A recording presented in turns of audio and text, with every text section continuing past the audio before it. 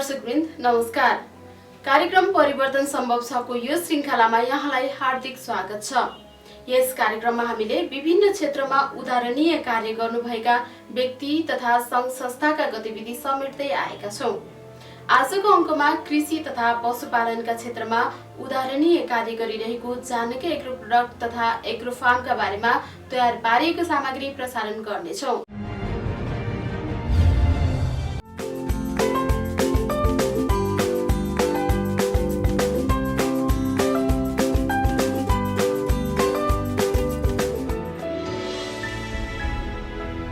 उनी दीपक तिमल सिन्हा एक सफल कृषि व्यवसायी। सामान्य परिवारमा हुर्केका दीपकको बाल्यकालदेखिकै सङ्घर्ष गर्ने बानीले आज देशकै प्रतिष्ठित व्यवसायी बनाएको छ।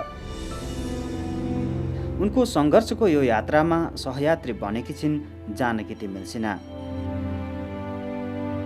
2057 सालमा पश्चिम नेपालका ग्रामीण क्षेत्रहरूबाट दाल, गेडागुडी, फापर, कोदो, चुक लगायतका मौलिक खाद्य वस्तुहरू सङ्कलन गरी पोखरा तथा आसपासका क्षेत्रहरूमा ती वस्तुहरूको व्यापार व्यवसाय सुरु गरेका तिमल सिन्हा दम्पतिको सङ्घर्ष साँच्चीकै प्रेरणादायी छ।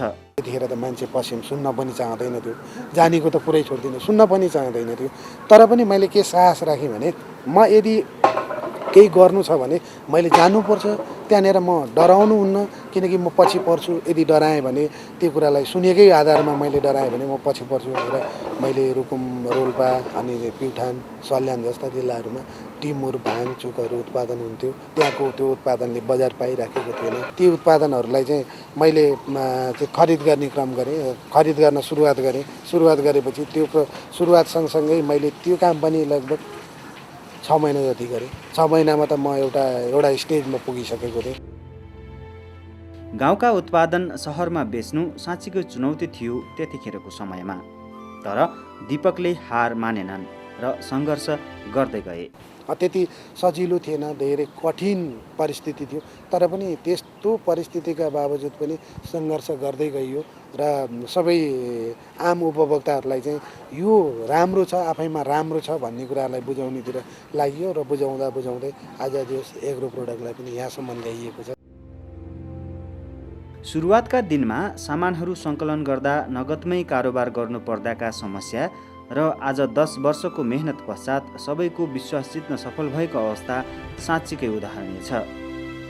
एउटा बोराबाट सुरुवात गरिएको व्यवसाय आज देशभरि चर्चित बनेको छ। सुरुको पिरियडमा चाहिँ एकदमै अप्ठ्यारो नै थियो, किन भन्दा एउटा बोराबाट स्टार्ट गरेको हो हैन। आफैले सङ्घर्ष गरेर आफैले नै केही गर्नुपर्छ भन्ने हिसाबले म र मेरो श्रीमान नै लागेर यसमा गरे हो। हामीलाई अब कुनै पनि फ्यामिली ब्याकग्राउन्ड त्यहाँदेखि यो गर भनेर अब बोलीको सहयोग भए पनि हामीलाई आर्थिक सहयोग थिएन, दुःखदायी नै थियो। तर बिस्तारै हामीले गर्दै गयौँ। हामीलाई आर्थिक स्थितिले एकदम गाह्रो थियो, कसरी गर्ने, के गर्ने, थोरैले हुँदैन कि अनसक्सेसफुल भइन्छ कि भन्ने हामीलाई एकदम चिन्ता थियो। भने बिस्तारै गर्दै जाँदा हुने रहेछ। अहिले अब त्यतिखेर जे किन्दा पनि नगदमा किन्नुपर्ने, क्यास तिरेर लिनुपर्ने थियो भने अहिले बिस्तारै इस्टाब्लिस भइसकेपछि अब 10-11 वर्ष 12 वर्ष गरिसक्दाखेरि हाम्रो ब्याकग्राउन्डले गर्दा पनि आजसम्म टिकेर गऱ्यो, यो ठाउँमा यसरी आयो भनेर अब भनौँ न पार्टीहरूले सामान पठाउँदाखेरि पनि पहिले क्यास नमाग्नेदेखि लिएर हरेक कुराको सपोर्ट छ भने सुरुमा हामीलाई आर्थिक स्थितिकै कारणले धेरै अप्ठ्यारो भएको थियो। अनि बिस्तारै आर्थिक स्थिति पनि समय सँगसँगै त्यो आर्थिक स्थिति मजबुत नै नभए पनि गर्दै गयो। यसले यति समयसम्म गर्यो भने चाहिँ अब यसले गर्छ भन्ने भएर नै उहाँहरूले विश्वास गरेर हामीलाई जियोस् भनौँ न। अब त्यो यो केही सामान मगाउनु पर्यो, केही गर्नु पर्यो भन्दाखेरि कसैले पनि पहिले यो चाहिन्छ हामीलाई नगद पहिला हालिदिनुहोस् भन्ने छैन। जियोस् त्यसरी नै अगाडि चलिरहेछ। जानकी एग्रो प्रोडक्टको यो 1 दशकको यात्रामा दीपकले गाउँबाट सामान किनेर मात्र ल्याएनन्, गाउँका किसानहरूलाई यस्ता मौलिक बालीहरूको परिवर्धन गर्न समेत लगाएका छन्। केही वर्ष अगाडिसम्म पनि गाउँमा फल्ने मौलिक उत्पादनहरूलाई गरिबले खाने भन्ने बुझिन्थ्यो भने आजभोलि तिनै खाद्य वस्तुहरू सहरमा पनि लोकप्रिय बन्दै गएका छन्। यो चाहिँ कोदो उत्पादन गर्यो भने त्यसको बजार छैन, कोदोलाई रक्सीको लागि मात्रै प्रयोग गरिन्छ भन्ने एउटा मान्यता थियो। यदि कोदो खायो भने हाम्रो पूर्वतिर चाहिँ गरिबीले मात्रै खान्छ अनि पश्चिमतिर मकै उत्पादन गरिन्छ। मकै उत्पादन गरेपछि त्यसको बजार छैन, कि गाई बस्तुलाई खुवाउने हो, नभए भने गरिबीले खाने हो भन्ने जुनमा एउटा मान्यता थियो। यी विभिन्न खाले समस्याले गर्दाखेरि सुरुमा किसानहरूले, हामीले किसानहरूसँग सम्पर्कमा जाँदाखेरि उहाँहरूले चाहिँ यस्तो खालको खेतीले अब हामीलाई चाहिँ खास त्यति आर्थिक रूपमा उन्नति गर्न हामीलाई सम्भव छैन, गाह्रो छ। त्यस कारणले एउटा अब जीविकोपार्जन निर्वाहमुखी खेतीमै हामी चाहिँ डिपेन्ड रहेर हुँदैन, व्यावसायिक रूपमा जानुपर्छ भन्ने कुराहरू उहाँहरूले गर्नुहुन्थ्यो होइन। यो निर्वाहमुखीको भन्दा पनि अलिक व्यावसायिक रूपमा यो खेतीहरू गरौँ, यसले पनि अब तपाईँको चाहिँ हामी यसको बजारको प्रवर्धन गर्छौँ, बजारको चाहिँ व्यवस्थापन गर्छौँ र तपाईँहरूले उत्पादनको चाहिँ एउटा उत्पादनको क्षेत्रलाई चाहिँ अलिकति अँगालेर त्यसलाई जसरी हुन्छ माथि उठाउने, उत्पादन बढाउने काम गर्नुहोस्, हामी चाहिँ बजारलाई बढाउने विस्तार गर्ने कामहरू गर्छौँ। त्यो भयो भने कोदो, मकै, फापर, गहुँ यी सबै चिजहरूले हाम्रा उत्पादनहरूले बजारमा ठाउँ पाउँछ र जति पनि बजार जति ठुलो भए पनि बजारको चाहिँ आकार भनेको हिजोको गाउँ नै हो र गाउँबाटै गएको मान्छे बजारमा हुन्छ र हिजो उसले गाउँमा खाएका उत्पादनहरू फापर, कोदो, मकै, गाउँमा हिजो गरिबी थियो उसले कोदै खायो होला, हिजो गरिबी थियो उसले मकै खायो होला, हिजो चाहिँ तपाईँको फापर रोटीमा मात्रै सीमित थियो भने अब यसलाई ढिँडोको रूपमा पनि प्रयोग गरेर एउटा व्यावसायिक रूपमा चाहिँ एउटा ढिँडोलाई पनि, फापरको ढिँडोलाई पनि प्रवर्धन गर्ने चाहिँ कामहरू भयो भने त्यो सबै आफ्नो भाषा संस्कृति अनुसार समय र समाज सापेक्षिक रूपमा चाहिँ यसलाई परिवर्तन गर्न सकियो भने सम्भव छ। यी सबै कुराहरू हुन्छ। त्यसो भएपछि हतोत्साहित होइन, एकदमै उत्साहित भएर हामी केही गरौँ भनेर लागौँ भन्दा चाहिँ हामीले धेरै यो कास्की लगायत मकवानपुर, सिन्धुली, उदयपुर र रुकुम, रोल्पा, प्युठान, दाङ, इभन यी के अरे पर्वत, बागलुङ यी धेरै जिल्लाहरूमा हामीले 3 वर्ष जति चाहिँ लगभग किसानहरूसँग अन्तर्क्रिया गरेर कार्यक्रमहरू गऱ्यौँ र त्यो कार्यक्रमको प्रतिफल स्वरूप सुरुका दिनहरूमा हामीलाई 200 किलो चिज चाहिँ ल्याएर प्याकिङ गर्ने समस्या थियो। आज हामी कहाँ गाडीका गाडी आएर प्याकिङ हुन्छ भनेपछि केही हदसम्म चाहिँ कृषिमा प्रत्यक्ष रूपमा जानकी एग्रो प्रोडक्टले कृषिमा केही हदसम्म चाहिँ प्रत्यक्ष रूपमा सरकारले गर्नुपर्ने काम हामी चाहिँ त्यसको पनि हामीले चाहिँ एउटा मिडिएटर भएर त्यो उत्पादनहरू एउटा उत्पादन भएका चिजहरूलाई बजार व्यवस्थापनको हकमा जानकी एग्रो प्रोडक्टले पनि व्यावसायिक रूपमा गरे पनि हामीले पनि ती किसानहरूको चाहिँ एउटा अलिकति उत्साहित हुने र तिनीहरूको चाहिँ उत्पादनहरूलाई बजारसम्म ल्याएर चाहिँ त्यसलाई चाहिँ प्रशोधन गरेर एउटा चाहिँ बजारमा ब्रान्डको रूपमा चाहिँ तिनीहरूलाई बिक्री वितरण गराउने कामहरू चाहिँ हामीले गरिराखेका छौँ। उनले गाउँबाट ल्याएका वस्तुहरू प्रशोधन पश्चात मात्र उपभोक्ताको हातमा पर्दछन्। यसकारण त दीपकले ढुक्कका साथ भन्न सकेका छन् जानकी एग्रो प्रोडक्टका उत्पादन पूर्ण रूपमा शुद्ध छन् र विषादी रहित पनि। सर्वप्रथम त जानकी एग्रो प्रोडक्टको उत्पादनहरू 100% हाइजेनिक हुन्छ।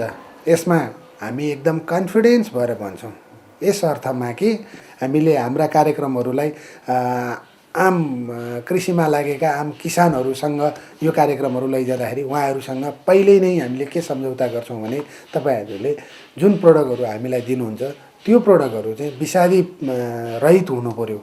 यो चाहिँ आम उपभोक्ताहरूले स्वस्थ र स्वास्थ्यवर्धक चाहिँ उत्पादनहरू पनि खान पाउनुपर्छ भनेर त्यसलाई चाहिँ एउटा प्रोसेस युनिटमा लगेर प्रशोधन गरिएर आधुनिक नभइकन यसमा कलर र पोलिसहरू, त्यो कलर पोलिसहरू नगरिकन नेचुरल चिजहरूलाई प्याकिङ गर्ने र प्रशोधन गर्ने कामहरू गरेर यो उद्योगको चाहिँ एउटा उद्देश्य प्राप्तिका लागि हामी निरन्तर रूपमा लागेर त्यो प्रक्रियाबाट हामी अगाडि बढिराखेका छौँ। मौलिक उत्पादनहरू अन्य वस्तुका तुलनामा आर्थिक रूपले महँगो हुनु खासै ठुलो कुरा मानिँदैन, किनभने यसमा मेहनत पनि त बढी लाग्छ र स्वास्थ्यका दृष्टिले हेर्ने हो भने पनि यी वस्तुहरू निकै उपयोगी मानिन्छन्।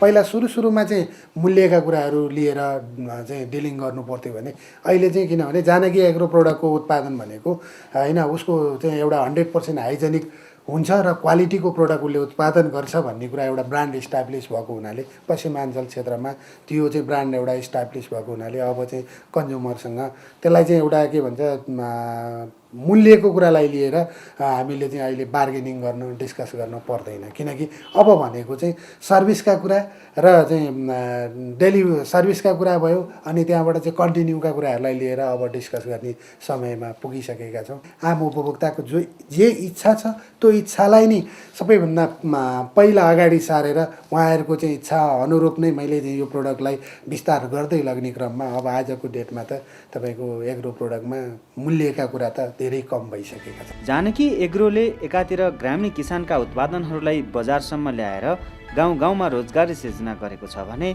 अर्कोतिर घरधन्दामै समय व्यतीत गरिरहेका महिलाहरूलाई रोजगारी दिएर उनीहरूलाई समेत आत्मनिर्भर बनाएको छ। जानकी एग्रो प्रोडक्टमा हाल करिब 35देखि 40 जनासम्मले रोजगारी पाएका छन्। सहरमा बसेर परम्परागत कृषि व्यवसायमा आधुनिक तरिकाबाट काम गर्न पाउँदा कर्मचारीहरूमा पनि निकै उत्साह देखिन्छ।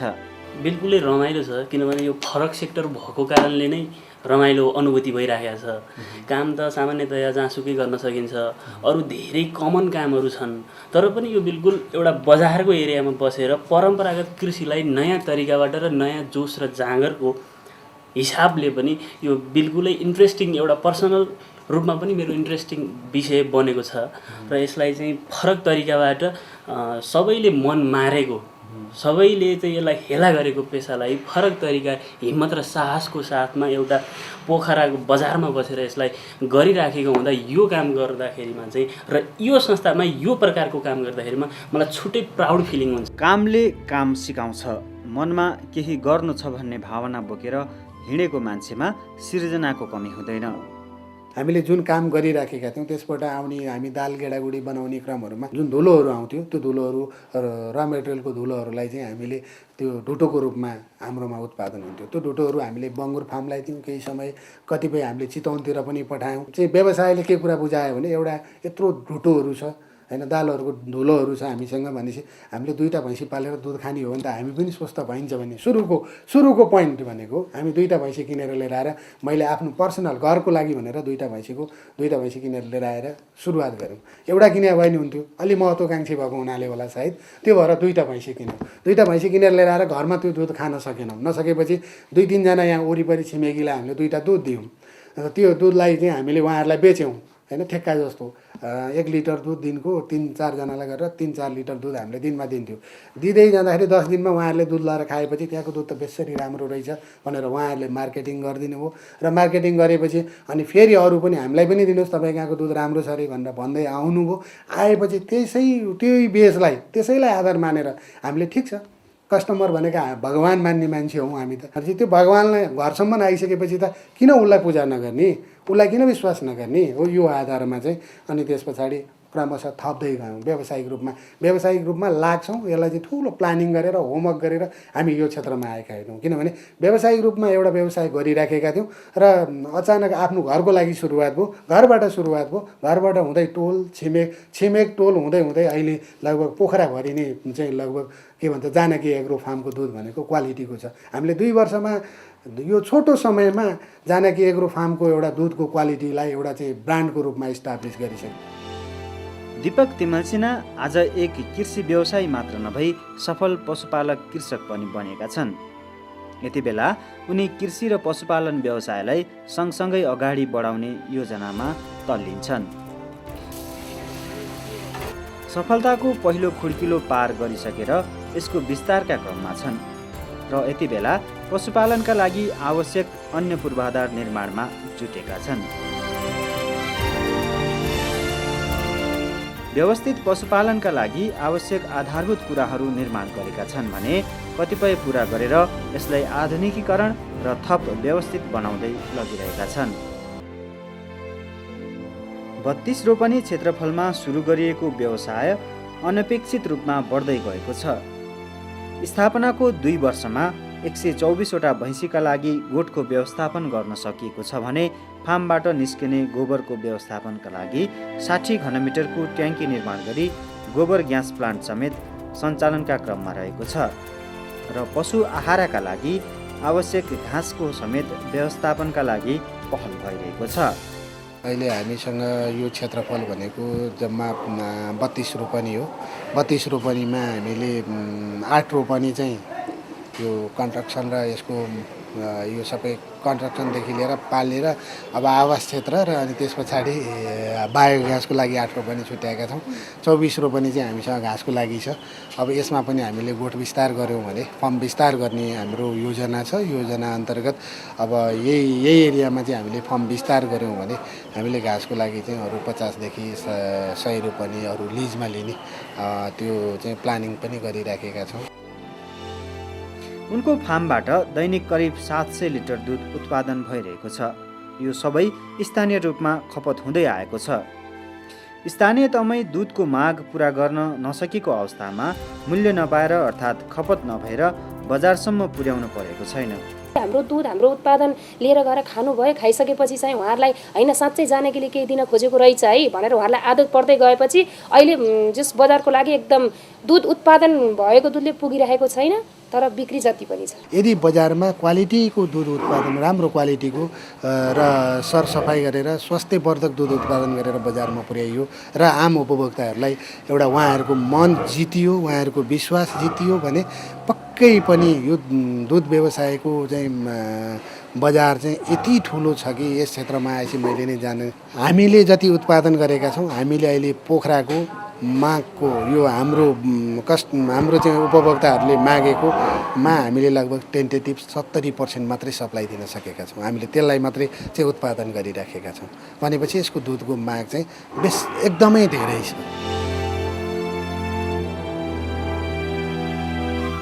एका बिहानैदेखि बिक्री केन्द्रमा लाग्ने भिडबाट पनि अनुमान गर्न सकिन्छ स्थानीयको माग दिन प्रतिदिन बढ्दो छ।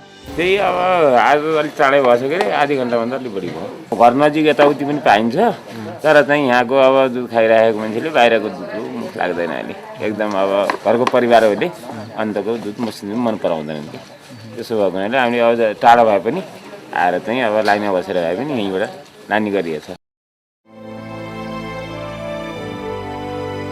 दीपक झिसमिसेमै फार्ममा पुग्छन्।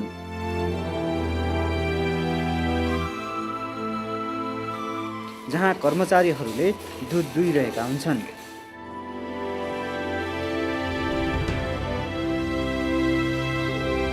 सबैतिर अवलोकन गर्दै उनी आफै दुध दुहन बस्छन्।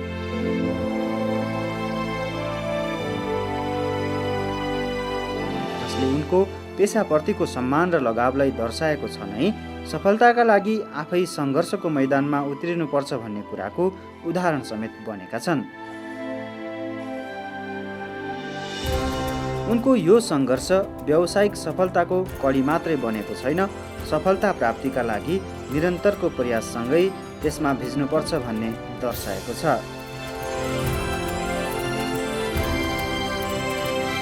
कुनै पनि व्यवसायलाई इमान्दारिता र सकारात्मक सोचका साथ गरिन्छ भने त्यसबाट नाफा अवश्य हुन्छ। सफा मनले कुनै काम गरियो, व्यवसाय गरियो भने सफलता भन्ने कुरो हुन्छ। मैले पानी नहालिकन दुध बेचेर पनि म नाफा कमाइराखेको छु। यो गलत कुरा हो। यो आधी पानी हालेर पनि कमाउन सकेन। त्यही हो विचारको दरिद्रता, यसलाई भन्छन् विचारको दरिद्रता। सबैभन्दा पहिला त नम्बर 1 हामीले विचारमा शुद्धता ल्याउनु पर्यो। व्यावसायिक नैतिकताको चाहिँ सृजना गर्नु पर्यो। व्यवसायमा इमान्दारिता भन्ने कुरालाई पनि बचाउनु पर्यो। खालि नाफा पैसा ठुलो कुरो होइन। पैसा भनेको हिजो हेर्नुहोस् मसँग सधैँ थिएन। म खानको लागि सङ्घर्ष गर्थेँ, बिहान र बेलुका मैले मुख जोड्नको लागि सङ्घर्ष गर्थेँ भने आज म तपाईँको कम्तीमा नि 50-60 जनालाई चाहिँ उनीहरूलाई चाहिँ बचाउनको लागि, उनीहरूको घरमा दियो बाल्नको लागि सङ्घर्ष गरिराखेको छु। कहाँबाट भयो? कसरी सम्भव भयो? कसैलाई रहला जिगेछ। तर यो सम्भव कहाँबाट भयो भने त्यो अन्तर्मनबाट सफा मन, सफा हृदयले गरियो नि जुन काम, त्यो नै मेरो भगवान हो। जुन कुरालाई म आत्मसात गरेर लागिराखेको छु नि, यो नै मेरो काम नै मेरो भगवान हो। त्यो भएको हुनाले मसँग कति पनि मैले त्यो दुधमा पानी नहालिकन बेच्नलाई सानो छातीले हुँदैन। मान्छेलाई भन्न मैले नहालिकन दिँदा नि कतिले भन्छन् होला, त्यसले त्यो भन्यो धेरै पानी हालेरै दिइराखेको छ, तर अरूले भन्दा थोरै हालेछ, त्यो पनि भन्लान्। तर वास्तवमा सत्य के हो भन्दाखेरि म सत्य गरिराखेको छु, म न्याय गरिराखेको छु। आम उपभोक्ताप्रति म न्याय गर्दैछु भने मलाई किन अन्याय हुने? त्यो अन्यायको त सम्भवै छैन। र मलाई किन नाफा नहुने? नाफा छ। उहाँहरूले एकदम लाइन बसेर खुसी भएर भएन भाँडो लिएर आएर थापेर लगेर खाइरहनु भएको छ। त्यो मेरो सबैभन्दा ठुलो नाफा हो। पैसा ठुलो थुपार्दै पैसा थुपार्दैमा मात्रै नाफा हुन्छ भनेर बुझ्नु भनेको गलत हो। त्यो मेरो सबैभन्दा ठुलो नाफा हो, जुन कि म अरू दुध बेच्ने व्यवसायीभन्दा म धेरै माथि छु। के छ अर्थमा माथि छु कि अरूकोमा पोका बनाएर घरमा पुर्याउँदा पनि उनीहरूले चाहिँ कम्प्लेन गरिरहेका छन्। म घरमा होइन, म यहाँबाट लिएर गएर मेरो आउटलेटमा राखेर चाहिँ उहाँहरू लाइन बसेर दुध थापेर लगिदिइरहनु भएको छ। त्योभन्दा ठुलो नाफा के चाहियो? क्षेत्रीय कृषि निर्देशनालय तथा जिल्ला पशु सेवा कार्यालय प्रमुखहरू पनि दीपकको कामबाट प्रभावित बनेका छन्। उहाँले टाढा टाढा दुर्गम क्षेत्रका नबिकेका चिजहरू लिएर आएर पनि बिक्री गर्नुभएको छ। त्यसले गर्दा एउटा बजारको सुविधा उपलब्ध गराउनु भनेको त ठुलो कुरो हो। त्यसले गर्दा चाहिँ इन्डिजिनियस बालीहरू चाहिँ लोप भएर जाँदैनन् र अर्को कुरो उनीहरूलाई चाहिँ त्यो खेतीलाई जोगाइरहन र प्रमोसन गर्नलाई मद्दत पुग्छ। त्यस कारण उहाँलाई पनि म के भन्न चाहन्छु भने उहाँले पनि अघि मैले भने जस्तै प्याक्टहरू जस्तै प्रिस्ट जस्तै यस्ता प्रोजेक्टहरूमा पनि उहाँले प्रस्तावना हाल्नुपर्छ। अनि त्यसको साथसाथै उहाँले त्यो एग्रिकल्चर बिजनेस एउटा काम गरिसकेपछि उहाँले त्यही अनुसारको लोनमा सरल तरिकामा पाउने लोन पनि त्यो उपलब्ध गर्नलाई उहाँले प्रयास गर्नुपर्छ। अरू त त्यही हो, जति पनि कोअर्डिनेसन भयो। अब हाम्रो काम उहाँको त्यो जानकी एग्रो प्रोडक्टलाई हामी पनि हाम्रो विभिन्न निकायमा हामीले चर्चा परिचर्चा गरिदिन्छौँ। एउटा उहाँको प्रचार प्रसारको लागि पनि हामी नेपाल सरकारले सहयोग गरिदिने हो र म उहाँको चाहिँ उत्तरोत्तर प्रगतिको चाहिँ पनि चाहना गर्न चाहन्छु। अहिले दीपक तिमिल सिन्हाले जानकी एग्रोभेट फार्म सञ्चालन गरिराख्नु भएको छ र हामीले यस्ता पौरखी कृषकहरूलाई प्रोत्साहन गरिराखेका छौँ। यो वर्ष हामीले चाहिँ दीपक तिमिल सिन्हाज्यूलाई चाहिँ युवा लक्षित कार्यक्रमबाट अनुदान दिने भनेर सम्झौता गरिसकेका छौँ र उहाँले अब कार्य सम्पन्न गरिसके पछाडि हामी उहाँलाई अनुदान उपलब्ध गराउनेछौँ। निजी व्यवसायीको तर्फबाट कृषिमा परिवर्तनको लहर चलिरहँदा राज्यका तर्फबाट केवल सहानुभूति मात्र पाइन्छ। तर दीपकले त्यही सहानुभूतिलाई समेत ठुलै सहयोग मानेका छन्। नेपाल सरकारले कृषि भनेर जुन भन्दा र जति हामी मिडियामा आएको र सुन्नमा आइराखेको अवस्था छ त्यति व्यवहारमा चाहिँ सिम्प्याथी उहाँहरूको छ, म्याक्सिमम छ। राम्रो छ, राम्रो गर्नुभएको छ, एउटा प्रशंसा। त्यो पनि एउटा सकारात्मक पाटो चाहिँ हो, किनभने तपाईँले कृषि गर्नुभएको छ, आफैमा धेरै राम्रो काम गर्नुभएको छ। म नेपाल सरकारका माननीय मन्त्रीज्यूहरूसँग पनि केही समय भेटघाट गरेँ। उहाँहरूले चाहिँ एउटा सिम्प्याथी चाहिँ दिनुभएको छ। तर वास्तवमा तपाईँ एउटा वास्तविक किसान हो र व्यावसायिक रूपमा लागेको एउटा व्यवसायी हो। हामीले राज्यको तर्फबाट पनि हामी केही सहयोग गर्न सक्यौँ, तपाईँलाई केही सपोर्ट दिन सक्यौँ भने साँच्चैमा चाहिँ एउटा कृषिमा केही कुराहरू परिवर्तन आउँछ। योजनाहरू सार्वजनिक चिज छन् प्रशस्तै, तर लक्षित वर्ग जो वास्तविक व्यवसायी हुन्, जो वास्तविक किसान हुन्, उनीहरूसम्म पुग्न सकेको राज्यको चाहिँ जुन नीति तथा कार्यक्रम पुग्न सकेको र त्यहाँबाट पुगेर आम एउटा किसानहरूले चाहिँ त्यसलाई चाहिँ प्रत्यक्ष रूपमा महसुस गर्न सकेको चाहिँ अवस्था छ। पशुपालन व्यवसायलाई विविधीकरण, व्यवसायीकरण, आयमूलक तथा सम्मानित पेसाको रूपमा विकास गरी राष्ट्रिय उत्पादनमा योगदान पुर्याउने उद्देश्यले पशुपन्छी विकास मन्त्रालयको स्थापना भएको छ। मन्त्रालयले पनि युवा लक्षित कार्यक्रम त सुरु गरेको छ, तर अझै पनि ती कार्यक्रम वास्तविक किसानसम्म पुग्न सकेका छैनन्। अब नयाँ युवाहरूले यो क्षेत्रमा हात हाल्न जरुरी छ र अहिलेसम्म यो निर्वाहको निम्ति मात्रै पशुपालन पाल्ने गरिएको छ र यसलाई बिस्तारै व्यावसायिक बनाउनको निम्ति अहिले धेरै ठाउँमा हाम्रा दाजुभाइ दिदीबहिनीहरू लाग्नु भएको छ। अहिले हाम्रो छुट्टै मन्त्रालय भइसकेपछि उनीहरूलाई उत्पादन, मैले भने अघि नै उद्यमशीलताको तालिम दिएर त्यसपछि उनीहरूलाई कुन चाहिँ क्षेत्र राम्रो हुन्छ रोजाउन लगाएर, अनि रोज्ने मात्र होइन, उनीहरूलाई त्यो व्यवसाय सञ्चालन गर्नको निम्ति रकमको जरुरी पर्छ भने अब सरकारले 6% ब्याजमा भनेको छ, तर यो कार्यान्वयन भएको छैन, गाह्रो भएको छ। यसलाई खुकुलो बनाएर होइन जान जरुरी छ। र अहिले हामीले यो जुन पशुपालन क्षेत्रमा लागेका हाम्रा युवा साथीहरूलाई फन्ड दिइरहेको छ। यो फन्ड साह्रै कम युवाहरूको बिचमा मात्र गएको छ र पहुँचवाला युवाहरूको बिचमा मात्र गएको छ। त्यसो भएको हुनाले अहिले हामीले यो फन्डलाई उत्पादनको आधारमा दिने सिस्टमको विकास गर्दैछौँ र उत्पादनको आधारमा दिने सिस्टम विकास भएर गयो भने 4वटा भैँसी पाल्ने युवाले पनि त्यसको सब्सिडी पाउँछ र 100वटा पाल्नेले पनि पाउँछ। उनले आफूले कति पाल्छ त्यसको आधारमा अनुदान पाउने गर्छ। यस्तो भयो भने सबै युवाले त्यो अनुदान पाउँछन्। कुनै पनि युवाले कसैको चाकरी गर्न पर्दैन र यहाँभित्र हुने कमिसनका खेलहरूको पनि अन्त हुनेछ। त्यसैले हामीले अहिले कार्यक्रममा तुल्याइ पनि राखेका छौँ। समयमै कृषिमा आधुनिकीकरण गर्न नसक्ने हो भने आगामी केही वर्षपछि आम नेपालीले खाद्यवस्तुहरूमा पूर्ण परनिर्भरता बेहोर्नु पर्ने दीपकको भनाइ छ।